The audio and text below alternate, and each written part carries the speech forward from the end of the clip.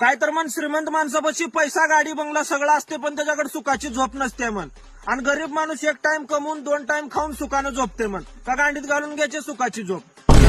कॉलेजची फी भरायला पैसे नाहीत, कुणाला ऍडमिट केलं तिकडे भरायला पैसे नाहीत, सिलेंडर संपलं पैसे नाहीत, घर भाड्याला पैसे नाहीत, लाईट बिलाचे पैसे नाहीत, मोबाईलचा हप्ता, गाडीचा हप्ता, कधी कधी सुपारीला आणि बिडीला सुद्धा पैसे राहतात. मग का करायचे सुखाची झोप. आणि कोण म्हणलं तुम्हाला गरीब श्रीमंत माणूस सुखानं झोपत नाही. नुसता सुखानं झोपत नाही, 2-2 बायका घेऊन झोपतोय आणि पाळी पाळीनं चालू असते.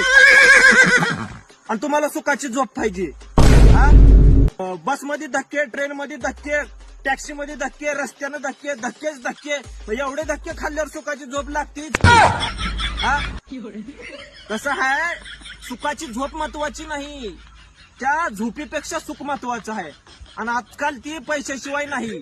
त्यामुळं पैसा कमवा, मग सुख बी येते, झोप बी येते, सगळंच येते. कोण डायलॉग शिकवले की कुठले आणलेत की काय. सुखाची झोप आहे माहिती